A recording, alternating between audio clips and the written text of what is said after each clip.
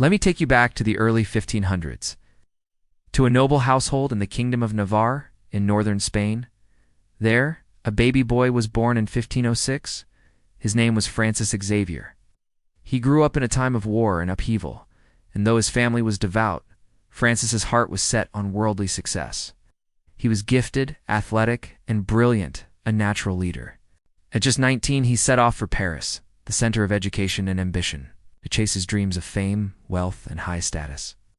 Paris gave him everything his mind craved: intellect, recognition, and influence. But it also gave him something unexpected. A roommate named Ignatius of Loyola, a former soldier whose heart had been set ablaze by a deep conversion. Ignatius saw through Francis's pride and ambition. He didn't try to impress him, he simply asked him one powerful question.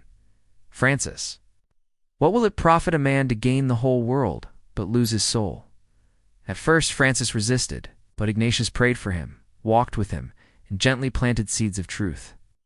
Over time, the walls of pride began to crack, and one day Francis fell to his knees and surrendered his life not to the world, but to Jesus Christ. From that day forward, he was never the same. He joined Ignatius and a small group of men who would become the Society of Jesus the Jesuits. Their mission was radical: to live for the greater glory of God wherever he sent them. And soon, God would call Francis to the ends of the earth. In 1541, he was sent as a missionary to the East Indies, leaving behind his homeland forever. He sailed from Portugal, enduring 13 grueling months at sea. The journey was dangerous, and many fell ill. But Francis remained joyful, often caring for the sick and teaching the sailors about Christ. He landed in Goa, India, and what he found broke his heart: people baptized in name, but abandoned in faith. There were no priests, no sacraments, and no spiritual guidance. Francis rolled up his sleeves and began the work. He walked barefoot from village to village, ringing a small bell to gather children and adults alike. He preached, taught, baptized, and lived among the people with humility and love. He didn't speak their language, but love is a language all hearts understand. He baptized tens of thousands: fishermen, children, warriors, even tribal chiefs. He would often sleep outside, pray through the night, and weep for souls. When persecution came, he didn't flee, he prayed harder. His mission didn't stop in India. He traveled to Sri Lanka, the Moluccas, and Malaysia, spreading the gospel with urgency.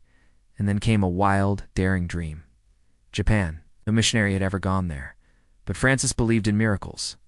In 1549, he stepped ashore in Japan, dressed in fine robes to gain the respect of the nobles. He lived among the people, learned their language, and introduced the message of Jesus with patience and passion. In 2 years, he planted seeds of faith in hundreds of hearts, but his fire kept burning. His next dream: China, the mighty empire that had never heard the name of Jesus. He set out once again, now weary in body but strong in spirit. In 1552, he arrived at a small island off the coast of China, Shangchuan Island. There he waited for a boat that would take him inland, but the boat never came, sick, feverish, and alone. Francis Xavier died on that island on December 3, 1552, still dreaming of reaching more souls. He was only 46 years old, yet in just 10 years he had traveled over 60,000 kilometers, preached to hundreds of thousands, and baptized more than 30,000 people. His body was taken to Goa, where it remains incorrupt, to this day a testimony of divine favor and mission. Years later, in 1622, the Church canonized him as a saint, alongside his dear friend Ignatius.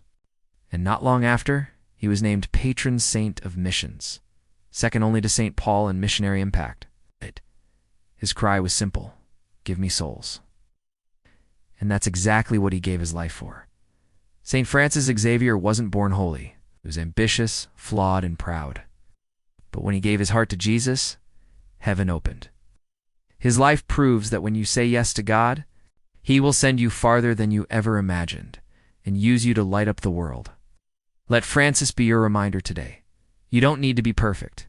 Just be willing. Because with God, even one soul on fire can set the nations ablaze.